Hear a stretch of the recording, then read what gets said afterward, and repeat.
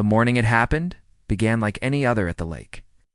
A crisp breeze skimmed across the water, and the reflection of towering pines rippled against the glassy surface. I had come down early, coffee in hand, to sit on the porch of my cabin, a home that had stood proudly for over a century and a half. My great-great-grandfather had built it with his own hands, hauling timber and stone from the very land it rested on. Over the years, it had become more than just shelter. It was a living archive of family history, of birthdays celebrated by the fireplace, fishing trips at dawn, and quiet evenings, with nothing but the sound of loons calling in the distance. Every scar in its wooden beams and every worn groove in the floorboards told a story, one that no one but my family could truly appreciate. That morning, I didn't realize I was seeing it for the last time. The first sign of trouble came in the low growl of engines. At first, I assumed it was a neighbor's truck or some maintenance crew passing by. But the sound multiplied, heavy and deliberate, until the gravel road leading down to the property filled with vehicles. I stood up, confused, as a convoy of trucks rumbled into view flatbeds carrying machinery. Men in neon safety vests, and a white SUV with the HOA's insignia plastered on the side. My stomach dropped. There had been rumors for months, whispers, of the Homeowners Association grumbling that my aged cabin did not conform to the pristine, uniform image they envisioned for the lakefront. I had dismissed them as idle complaints, the kind of noise every HOA eventually produced. But as I watched the convoy roll closer, I realized those whispers had evolved into something far more sinister.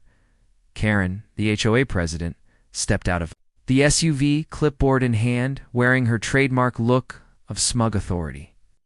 I barely had time to approach her before she barked orders to the workers. They moved with ruthless efficiency, unspooling caution tape, unloading bulldozers, and securing the perimeter as though my family home were nothing more than a condemned shack.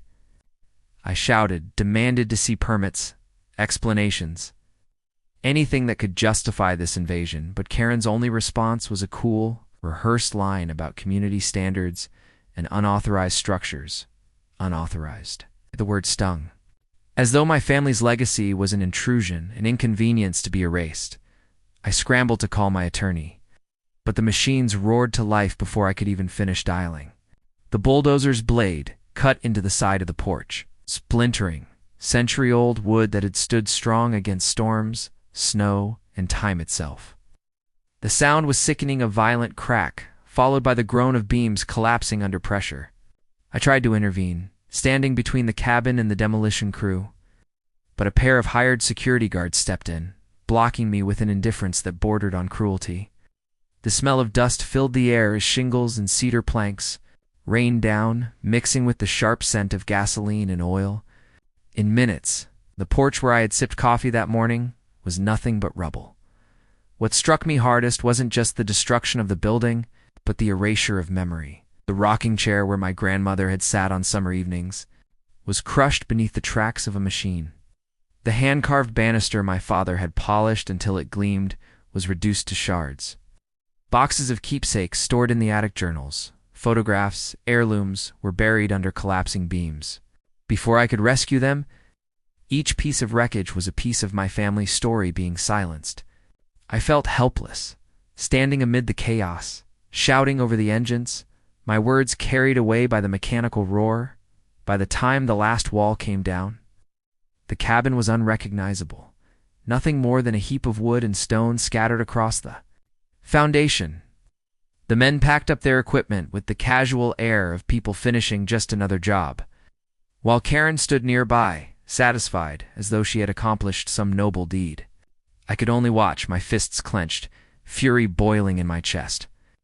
$3 million worth of history had been obliterated in less than a day, and the lakefront, once alive with the spirit of my ancestors, now lay silent and hollow.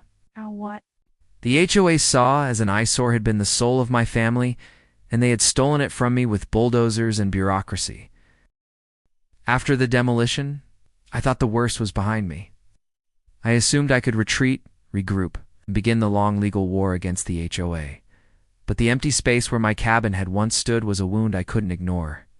Every morning, I walked, the shoreline, staring at the rubble that had been my family's history. Each step only hardened my resolve. If the HOA believed they could erase my past with paperwork and bulldozers, then they were wrong. I decided I would rebuild stronger, grander, and more defiant than before.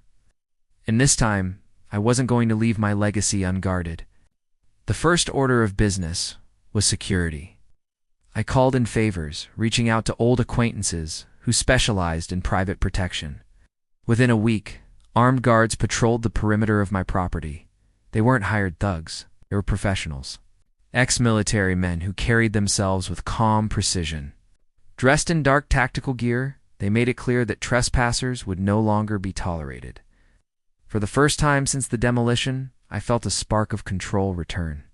The lake breeze that once carried only sorrow now carried the quiet reassurance of watchful eyes and loaded rifles. Word spread quickly. Neighbors whispered about the barricaded cabin lot and the man who had brought mercenaries to the lakefront. Karen, of course, was furious. Her vision of a sanitized, HOA-approved neighborhood had been shattered, replaced with the image of an armed standoff. She began showing up more frequently, clipboard still clutched in her hands like a weapon. Her face twisted with outrage every time she saw the guards standing sentinel. It wasn't long before she escalated. One evening, just as the sun dipped. Below the trees, 2 black SUVs rolled up to the property, emblazoned with the HOA's so-called security division. Out stepped half a dozen men in matching uniforms, wearing utility belts and radio earpieces. Their posture was stiff, but anyone with an eye for it could tell they weren't trained soldiers. They were rent-a-cops, drafted into a war they didn't understand. The confrontation began quietly. The HOA security lined up at the edge of the property, their presence meant to intimidate. My guards, unshaken, met them halfway. I stood just behind, my boots planted firmly in the dirt, watching Karen step forward with her usual smugness. "You can't just hire armed men and turn this into a fortress," she snapped, her voice sharp and shrill. "This is against community guidelines." Her words carried less weight than the rifles slung across my men's shoulders. When I told her she had no authority to dictate what happened on my land, her face turned crimson. The tension thickened as the 2 groups stared each other down.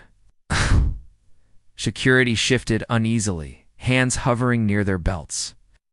While my guards stood motionless, their discipline radiating like iron. It was the kind of silence that hums before a storm, where one wrong move could ignite chaos. I could see fear flickering in the HOA's recruits. The realization that their plastic badges and hollow authority meant nothing here. Karen, however, was too blinded by her obsession with control to notice. She shouted, demanded, threatened, her words echoing uselessly across the property. I finally stepped forward, cutting through her tirade. "You destroyed my family's home," I said, my voice steady but sharp. "You think you can erase generations of history with a clipboard and a bulldozer. But hear me now, Karen, this land is mine. And no amount of intimidation, no HOA security, no fraudulent regulations will ever drive me off it again." For a moment, even the guards seemed to pause. My words settled over the standoff like a final verdict.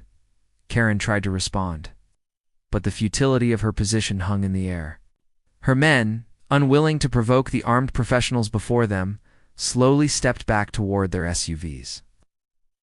One by one, engines roared to life, and the convoy retreated up the gravel road. Karen lingered the longest, glaring at me as though she could will me into submission. But in the end, even she had to turn and leave. The moment the vehicles disappeared over the ridge, silence returned to the lakefront. But it wasn't the silence of defeat, it was the silence of victory. That night, under the stars, I stood where my cabin once stood and swore to rebuild. The HOA had taken my home, but they had awakened something far stronger, my resolve. The war for my land wasn't over, it was only just beginning.